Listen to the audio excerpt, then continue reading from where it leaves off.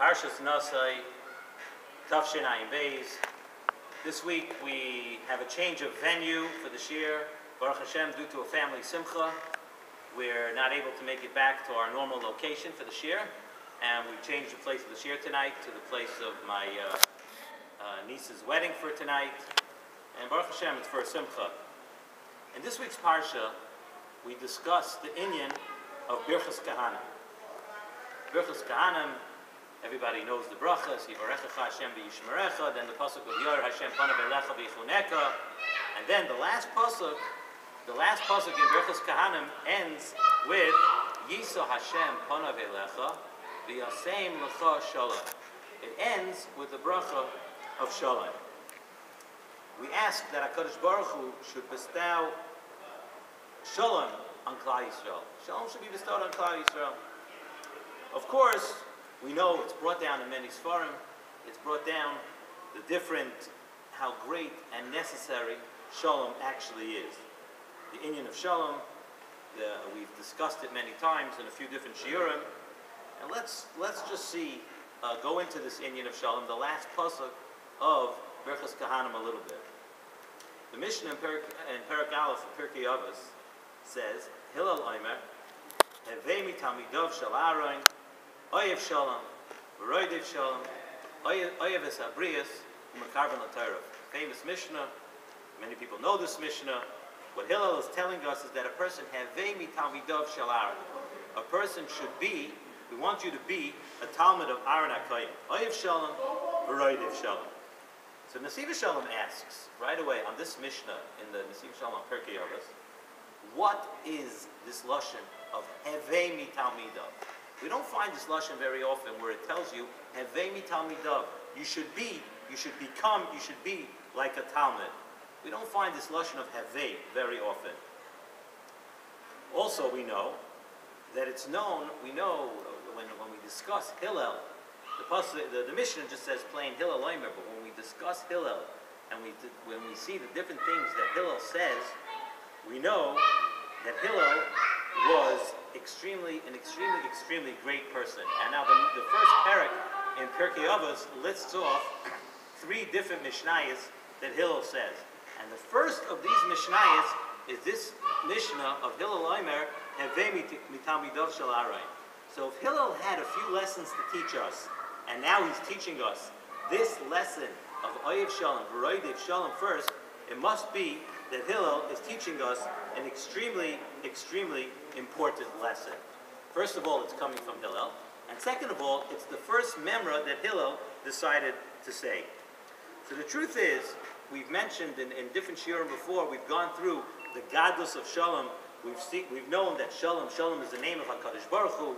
We find Sholom, the Shemona Esrei ends with Sholom. We find Tfilos about Sholom. We find Birchas Kahanim discusses Sholom. All of these things contain Sholom. We've also mentioned in previous years when we discussed Pinchas, when HaKadosh Baruch Hu wanted to give Pinchas a special bracha, HaKadosh Baruch Hu gave Pinchas the bracha of Sholom. On the other hand, on the flip side, unfortunately, we see that as great as Sholom is, we also see how terrible the pagam of machloikis is. The other side, when you don't have Sholom, how terrible the pagam of machloikis is. We know that the Bayis Sheni, the second Beis HaMikdash, was nechrav because of sinas chinam.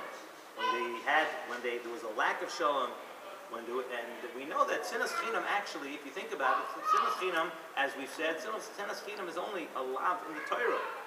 And for that lav, for not having Sholom, for that lav, for just for that, we're in Golus already almost 2,000 years, and actually we don't even have any idea. We hope it'll be today. We hope if it's not today, we hope it'll be tomorrow. A Yid always hopes that every minute Mashiach is going to come and we'll be out of this Golus. But in the first Beis HaMikdash, where they were Oiver, Averes Chamuros, they knew it was 70 years and they were out. And now we're almost 2,000 years in Golus, and from 2,000 years, we also have no idea when the Golus is going to be over. And this is all because of Sinas Chinam. So what is it that is so great about Sholom and is so terrible about Machlokes? So let's just understand what Sholom is a little bit. Sholom is not just the absence of Machlokes. Shalom is something tangible. When you say that people are at peace or things are at peace, it's not just, the Nesivos Sholom says, it's not just when there's the lack of machlokes, when there's no machlokes there, it doesn't mean that it's Shalom. The emes we know that it's something so tangible that the entire world is totally in it.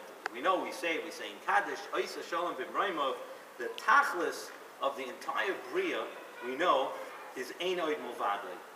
That every person, every person has to realize, and it's every person, and from every person to an animal to plants, the entire Bria has to be at peace with one thing, to understand that Ein Oid Movadli. There's no existence besides HaKadosh Baruch Hu. And the existence of everybody and anything else is totally in HaKadosh Baruch Hu. Like we say, Shema Yisrael, Hashem Elokeinu, Hashem Echad. There's one Hashem. There's nothing else. There is only one. And once we have that, once the entire Bria understands that, we have Shalom, then there's a Shleimus in the Bria. When we realize that everything is from HaKadosh Baruch Hu. And the opposite is when there's Machlokes. What is the root of Machlokes? The root of Machlokes is people not feeling and not agreeing that HaKadosh Baruch Hu is the only thing. Machlokes is when people start to feel that they individually are something.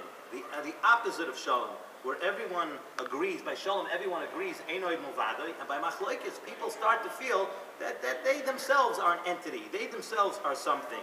So really, although Machlokes is just a lav in the Torah, still, in essence, you have to realize that what Machlokes is doing is if Ein Oid Movadli is a kiyum of the Bria, then Machlokes is the destruction of the entire Bria. And that's how bad Machlokes is.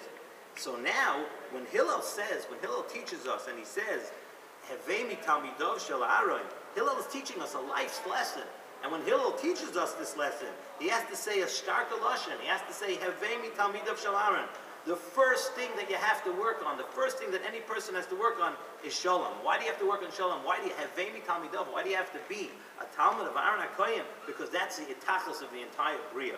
By being the Talmud of Aaron HaKohen, we are understanding that Aaron HaKohen considered it his duty as a Kohen to bring peace. Not just because Aaron HaKohen had tzidkis of himself, and Aaron HaKohen was a tzaddik, avad, all of those things. But Aaron HaKohen felt it was his duty that he had to be, that he had to push, and that there should be Shalom in the world. You need to do it. You need to push Shalom in order to come to the tachlis of the Bria. We see the bracha of Birchas Kahanim ends with be'ahava, the word with love. Asher kedushono b'mitzvosov, that the Kahanim make a bracha levarech es Am Yisrael be'ahava, that it has to be with love. The whole idea of Birchas Kahanim is to bring ahava v'sholom to Klal Yisrael, and through that we'll have a dveikus b'Hashem. So how do we work on that now? How do we apply Shalom? And Nesivos Sholom says a very interesting thing. He says that Shabbos, every Shabbos, when there's Shabbos, when the Bria, or every seventh day when it's Shabbos, we have an opportunity. Shabbos has a koyach to bring, more than any other day, to bring Shabbos to the world. The Zohar says that the entire world exists on Shalom, and the world was created. When the world was created, HaKadosh Baruch Hu was looking, how could we bring Shalom into the world? How could we bring, if we need Shalom for the existence of the world, how could we bring Shalom into the world? That Hashem, HaKadosh Baruch Hu, found that in Shabbos. The Ari HaKadosh brings down that when one comes into his house on Shabbos, he should say, Shabbos Shalom U'Mevorach. People think that it's some Israeli saying to say Shabbat Shalom U'Mevorach, but really, it's a Zohar HaKadosh. The Zohar HaKadosh says that when a person comes into his house on Shabbos, he should say Shabbos Shalom U'Mevorach.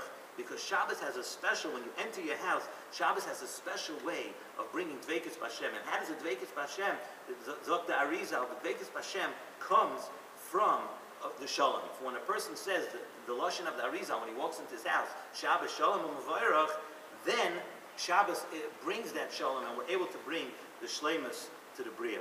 So be'emes, aside from the Mishnah and Pirkei Avos, and aside from the pasuk in this week's parsha, we learn how important it is, the inyan of Shalom. And I know we've spoken a few shiurim on this, and we've said a few different shiurim on the parshas, and we've said on the Yom Tovim, we've spoken about this inyan of Shalom, but we see how vital it is. How vital it is. We spoke about it also before Shavuos, when we said how a person has to grow every week during Svirah, Yet we said Parshas Bamidbar, the last Shabbos before Shavuos, as we spoke out in Parshas Bamidbar, was one of Shalom, where the entire world, Mismar B'nai Yisrael, where everybody had to be together.